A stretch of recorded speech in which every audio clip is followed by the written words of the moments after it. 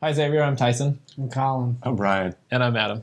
We're the Gamesmiths, and we just got through playing a game of Entourage, and we'd like to tell you a little bit of our experience with it. We're going to start by throwing it over to Adam, and he's going to get us rolling. Thanks, Tyson. I thought it was a really great game. I had a lot of fun. I laughed a ton during the game. I think overall, very fun experience. I think it still needs a few points fine-tuned, which we'll get into here in just a second. But overall, I love the trajectory of the game. I could see this being a very fun, silly card game that, if it lasted 20 minutes-ish, would be really fun for that length of time. As you saw in our playthrough, way longer than that, and that's some of the comments that we have. Tyson's very passionate about that, but It's Tyson. he doesn't appreciate how they do not appreciate how we ended the game. No. Rules. I had a lot of fun. It says right here. 5. Anyway, so we have a few comments about that, but wanted to lead with this because overall, very fun game. I think it's on a great track, and I think with very minor tweaks, it can be a much smoother game. It could. There were a few things that just seemed really out of balance to us that skewed our experience, but I feel like those are such simple tweaks that overall we just wanted to start by saying excellent job, great game, but we do want to get into some of our thoughts that we think can really help clean up the game a little bit. So design-wise, I think for me it's there. It's done for me design-wise. I think there's some cleanup stuff. Well, I guess you can consider an in-game mechanism design, but I just feel like there's a little cleanup there, not heavy development that needs to happen to get the game to a great spot. So. Yeah, I think you got a strong core. Anyways, Ryan read the rules. I think we had some thoughts about the rules, and so I'm going to kick it over to Ryan. Yeah. So first of all, a little bit, I do like that you have kind of the mission statement at the top. I always like that. I always try and read it out to the play group whenever to say what's up. It's a little vague. I'd nail it in a little bit more because it doesn't exactly. Yeah, it's a little vague, but I mean, I guess it gets across enough what you're trying to do. But I'd work it out a little bit more because it's a little bit confusing what you're trying to get everybody together to do, and you're restoring the city to its former glory, but it's not really clear how you're doing that or what you're doing is doing that. But it is like it is a good start to that. Can I make a point on that real quick so you don't have to come back to it? When you first read this opening statement, thesis statement, mission statement, whatever it is, I felt like we were going to be compiling like superheroes because we're restoring the city, we're like saving it, we're gathering like the best people, and then we're business people, wise guys, and fighters. It just was that didn't jive with me. And also the name. I was very confused getting in. I thought the mission statement was cool. It got me all fired up. So it was a great statement. But then when we came out there was some kind of backstory or some reason to be doing that. That's something that I particularly look for in the game. I need to have a reason to play the game and a mission. So even if it wasn't particularly the correct one, I'm glad that we went in having one. Yeah, right. Absolutely. And I think it'd be more accurate to say you're building. I felt more like I was building a faction or like some kind of gang, and less so an entourage. Like that's just not the right. It just doesn't evoke quite what we were doing here. It didn't match the feel, right? Yeah. So it doesn't quite like. I get what you're. I think overall, once you played the game, it kind of gave you that feel as you're just kind of trying to get this group of people together and kind of assemble the best group of people to lead, this new society and somehow. And it can, they can be all kinds. You can assemble different people based on their strength or their charisma or their intelligence and stuff like that. And that makes sense. But it doesn't quite like, I kind of forgot the game's name was Entourage, and it didn't matter at all. I never felt like I was doing anything with an entourage. I thought I was building a faction or building a small army or a gang or something like that. But I think I got the feeling that you were going for, but I don't think that feeling is summed up well with that title and stuff. So I'd keep playing around with that. As far as the colors, 3 factions thing, I think that all worked out well. That all made sense to everybody. Having rounding up, that all makes sense well enough. Starting though, I'd say interjecting in the rounding up, there were a few cards that wasn't clear on in the way it says to round it.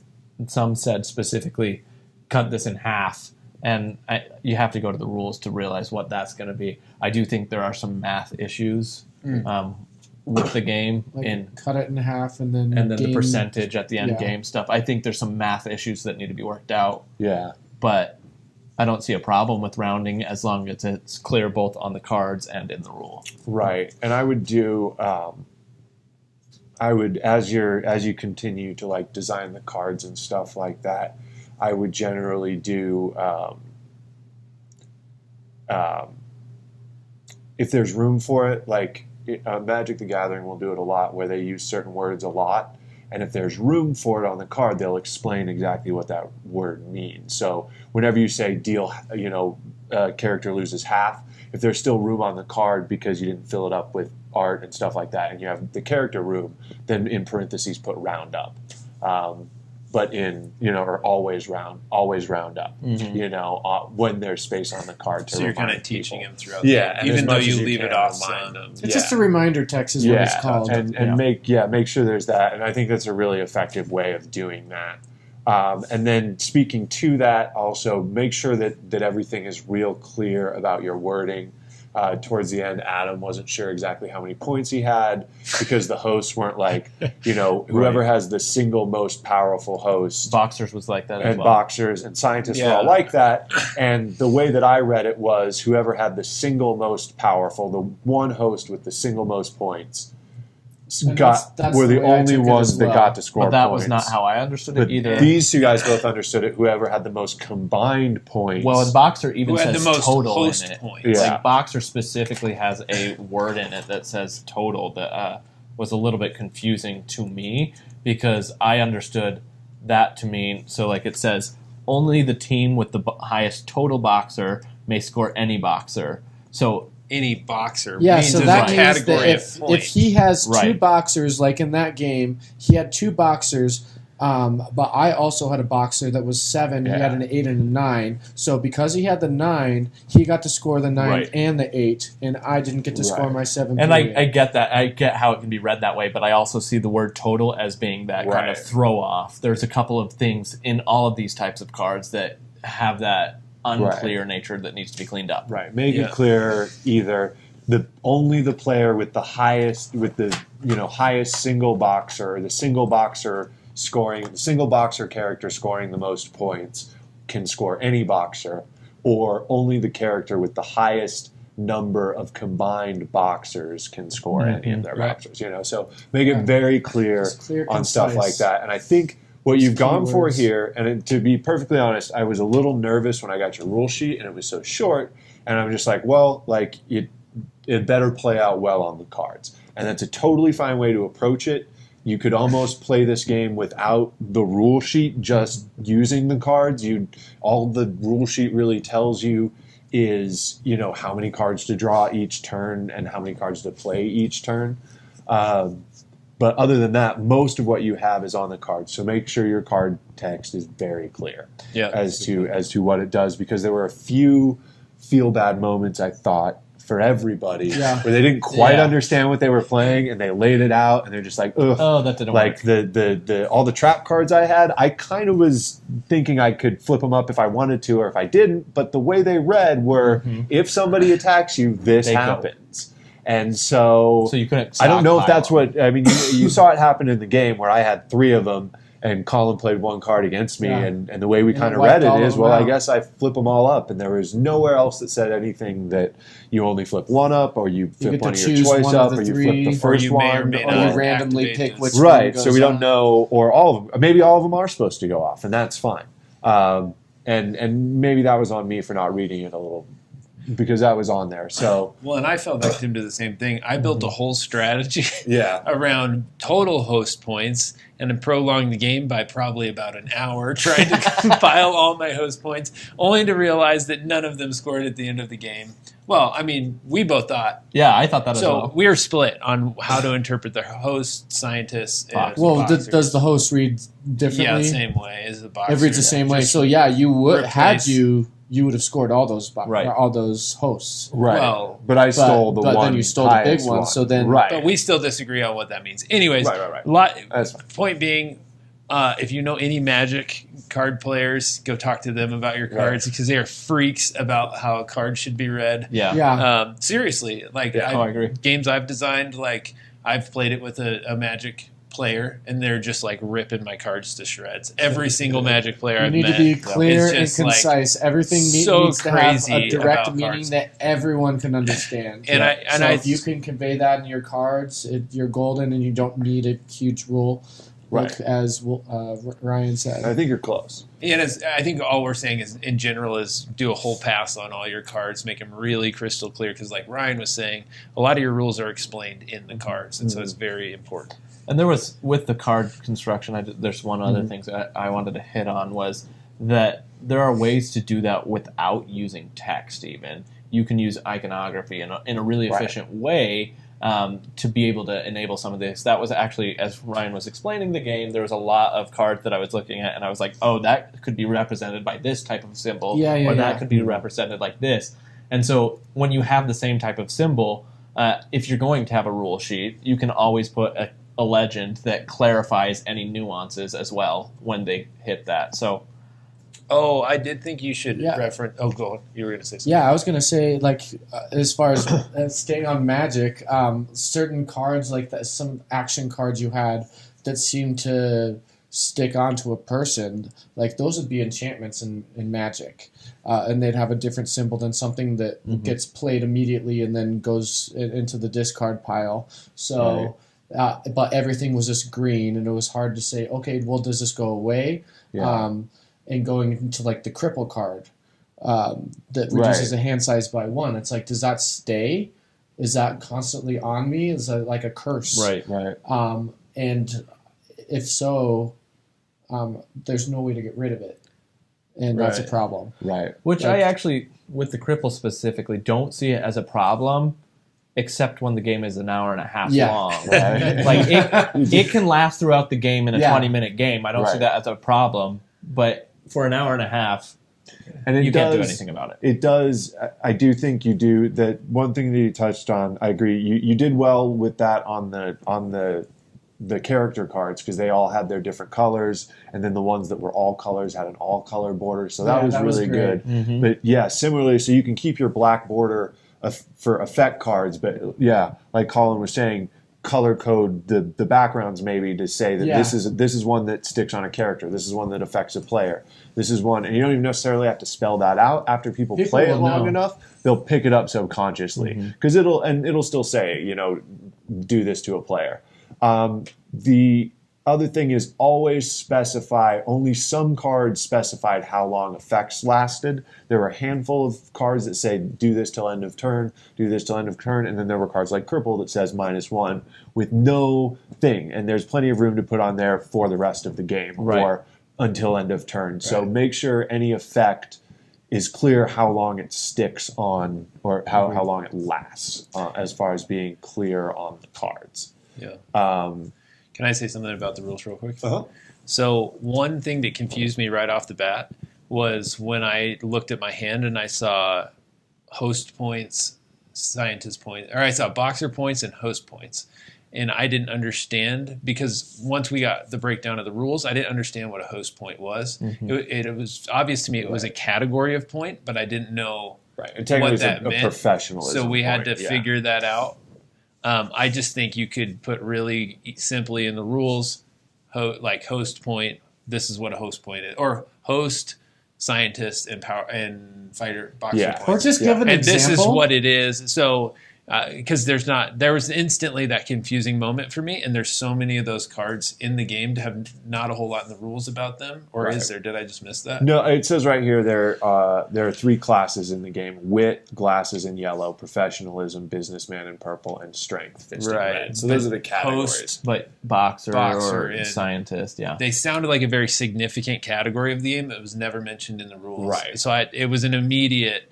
Someone's guaranteed. Like Most of your players are you don't guaranteed to start with one of those types of cards, and it's an instant confusion because it was never even referenced in the rules. So I'd put something about those in the rules. I get the minimalist rules thing. I always love seeing a rule sheet that's this short. It's really refreshing. Yeah, it's good. So I like the minimalist thing, but I think that did confuse me right off the bat. Another thing that jarred me right off the bat was 25% bonus at the end of the game. Anytime I hear a percentage, like immediately I was like, oh gosh, I'm going to hate that at the end of the game. Just make it a number. 5 points if you have them all, or a 10-point 2 bonus. points extra per card. Right. There's so many ways Simple that you math, can figure that out, that anytime you're dealing with percentages, again, games are all about triggering emotions in people that people want to go back and get those emotions again. Just and it's a reason to put your cell phone away. So if you're having to take out your cell phone and you're trying to be with your friends and be present with them, that's why we play board games, so we can be together and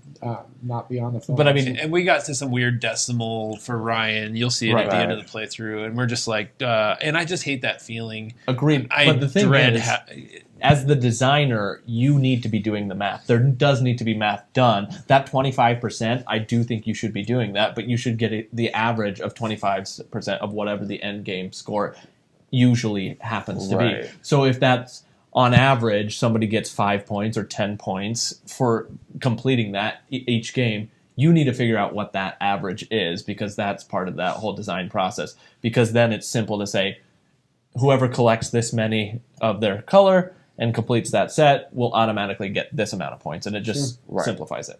Right. And then I believe that just gets us to the ending of the game, which, I love playing the game. Oh, yeah, I mean, so, and I think they all kind of, I think they all kind of tie in one to the other. So playing, draw on, play 2, draw at the end of your turn and everything, that seemed clear enough. But the line that we had a little bit of trouble with, well, I had a little bit of fun with. I had a lot of play fun. Play continues until every entourage is filled. Then one more round for each player will follow. I think that every single one of us, when we heard that line, when Ryan read it, when we all heard it, we instantly had that feeling of, someone's that's never going to end. They know they're going to win. I was like, woohoo! Like, I am hacking the heck out of this. This is going to become a battle of wills. I was like, this is going to be great. It's stubborn. Because there's no clear way of, like, does the deck reshuffle after, or is it just finished? Does that end the game? Do you reshuffle in? What happens? Right. No, we all pretty quickly figured out. Yeah. Go through the deck as many times as you want. Nobody needs to play any kind of a host card, or you could literally play the entire game without playing a character. You don't have to play and anything. Just be messing people up. So I think you can leave that in there, but you need to add more cards that allow me to build someone else's entourage or other players to influence that end of the game. I don't personally think that's the best way to do it, but you could find ways. You can leave it in there. I think it's essential that you change the have game that in the trigger. game. The game is broken with that end game trigger. No matter all I'm how trying you to do say it. is you can't take the influence away from all the other players for just one person to mess around until. So if you're gonna do that, you have to give other players ways to fill up that person's entourage and influence. Yeah, because Tyson. Here's Tyson a fun fact. Time out. Here's a fun fact. There's nothing in the rules that says you can't. What? Well, it says each turn you play one character and one effect. We kind of all assumed that was in your own entourage. So if you are allowed to just play characters into other people's entourages, I don't think that's the design idea, though. It's a different game. I don't know if that is the design. It doesn't have to do with the mission statement. Then you can't strategically build your color bonus. There's no way. True. And then no the professor just becomes insanely overpowered. Yeah. Well, and the whole mission statement of his game doesn't seem like that's where he wanted it to be anyway. But it could be you could interpreted add in that cards. way. I agree. You could add in cards when you do play it but for somebody else. But you blast your own guys. Like if someone puts someone in your color you don't like, you destroy it and put something else in there. Or, I get it. I mean, there's not okay. Yeah, I don't know if it is or not, but like we did read into the rules that you could only bottom line it because we can get stuck here. Well, okay. Here's the thing. Regardless of what you do with the game, I think that must change. Like Colin was trying to say, both he and I literally had down 10, 15 turns in a row where all we could do was draw. And that I don't think that's an exaggeration. I think that we literally had that many turns. Well, and I tried to show an irritation level of playing like, okay, this is the point where I'm done, I'm disengaged now, and I'm getting upset that this is we're just shuffling through and I'm having to play these cards. I can't play any what are they called? The character or the character cards. I can play any character cards. All I could do is play effect cards and try to screw with them. But like, I just wanted it to end, and that's not a good way to have a game. If somebody wants the game to end, but that's want the to sad keep playing thing to me as long as you. Is that I wanted the game to end, not because I wasn't having a good time when I was playing the game, but rather because I wanted to play again. But when you lock me into the game for an hour and a half, that makes me think I never want to play this game again. Even though I had a great time with it, I don't want to play with Adam or Ryan because they're going to stalemate me the whole game. And I don't want that. And that brings me to there was a certain card that you could play to allow you to play another. Well, we can get to that later, but I thought that you can play an additional character card. So you're basically, if there's no incentive to get 5 first and lock down and like maybe end it, then what's the point of trying to get a 5th character out or like a quicker person? There's just no incentive to do that when somebody could just lock it down and then that's it. Right. There's this game has a very, if you're a spiky player like I am, which means you're just generally trying to win the game and you're trying to game the game, then I'm just like, hey, everything I'm doing is within the rules. I don't have to. This game doesn't end until I decide it ends, and it doesn't end until I have all the points. Right. You know, and the fact that the deck's just going to go, and there's nothing to stop me from, because at the point there was a point where like, okay, I figured out pretty quickly. There's like 5 good cards that I want, you know, and 2 cards to get any card, and so I just have to wait until someone plays it or discards it. And then I can dig through the garbage to get it. I can go dumpster diving to get the card that I need. Like, if I just wait long enough, I'll get any card I want. Yeah. And that's what I did. I waited long enough because I had the chess master in my opening hand, and I really wanted to play it to take everybody's characters, and I thought that would be funny. And then it got like shuffled away from me twice. But then I realized like, oh, it's going to come back to me if I just wait. And that's what I want to do. So I'm just going to wait. And then I will, you know, get it to the point.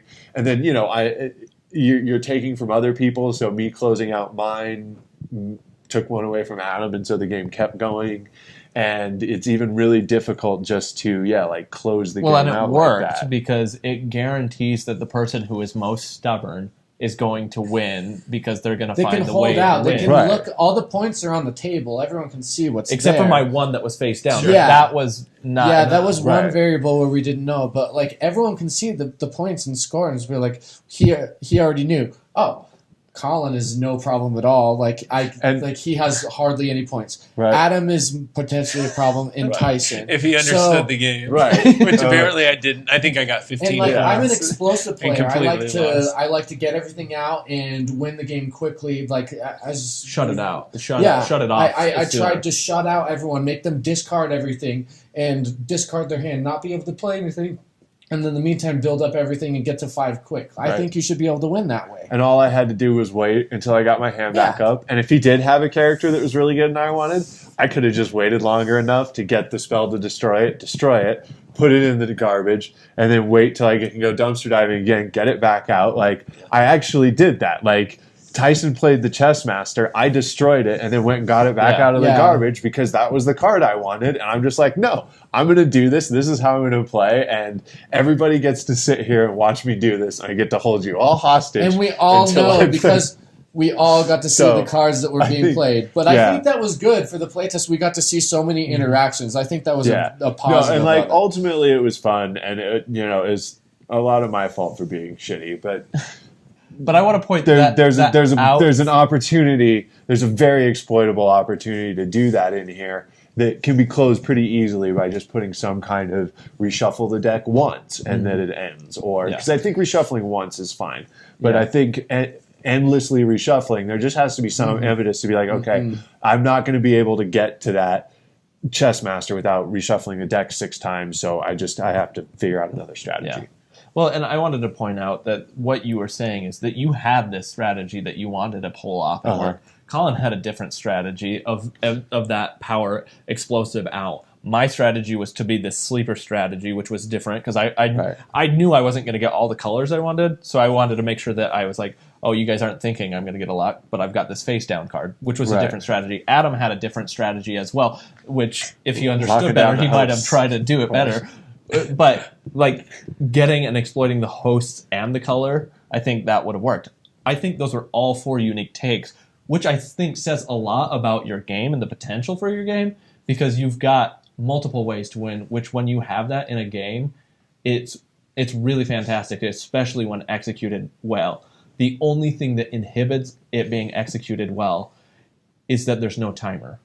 It's that there is no way to make sure that, well, I could pull this off if I get the right combinations and the right cards. There's no randomness because I can guarantee I can pull off my strategy if I'm the most stubborn. So I think that there needs to be a set timer of once this happens, everybody's got this turn or this many turns to be able to execute. Yeah, there were just too many ways to get to any card that you wanted to if you really wanted to. Like, if it got discarded or somebody stole it, you could tornado it away. You could swap hands. Like, there's a million things, and you could just like, oh, I tornadoed it and didn't get it. And I started hoarding those effect cards because I was like, I know that this is a card that Ryan will use, and this is a card Adam will use to make sure that they get their strategies. So if I can do that, and I don't know if the camera cut out or not, but at one point I flipped the card over so that you could see the card in my hand, and it was the card that I knew Adam was going to use to mess with me or to mess with somebody else. And I was like,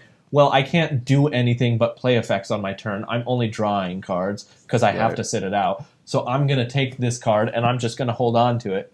And as long as I can hold on to these negative effects, I won't have to lose it. But then Adam gets the card that shuffles them all up, the tornado, and I lose the card. But yeah, it was all back out in the wild. So yeah, I don't know. Maybe it's the tornado card. Well, I think we've made that point very well. Right. Yeah. So and I think we should move on. But yeah, well, then we can go to rapid fire. Do we have? He did have a comment on rapid fire. Yeah, rapid fire. That was a card where I don't remember exactly everything it did. Like everyone shuffles and discards at random. It's his card. He knows. Everyone had to discard a character at random. Basically, yeah. So anyway, it could only be played once. That was after I had kind of put my hand on the table and tried to lock down. So I tried to finish.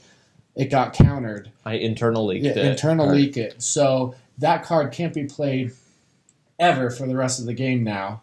And it would have been fun to have experienced that once, at least have somebody to have that moment. But instead we had that no, I had a great time countering it. Well, it was fun for you. I know it was fun for you countering it, but the fact that we shuffled so many times, and I do see it as being too powerful to not have more than once in a game. I do see that as a problem.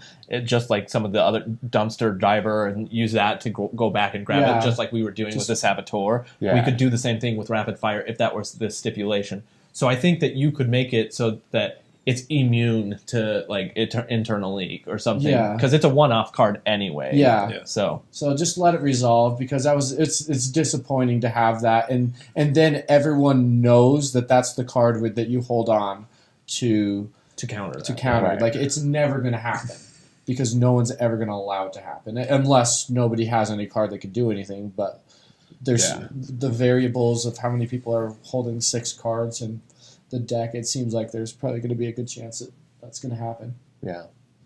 But I think we all had fun, and I think a lot of our frustrations with it is that it did just drag on a little long, and there were some frustrating parts of it. But like, it frustrated us because we were enjoying it otherwise, Right. and we were having fun with it. So overall, I think you have a very good core to your game. There are a few things that can be exploited. We discussed a lot of things, that we would suggest maybe to prevent that from happening. And then the biggest thing is probably figure out a quicker way to round out the game. And maybe we did read it wrong, and you are allowed to put other people in other people's entourages, and that makes stuff interesting that's a too. Different so game, if that's the case, so. hey, we might play that. So, but thank you very much. We enjoyed the game, and yeah. Good luck. Yeah, thanks.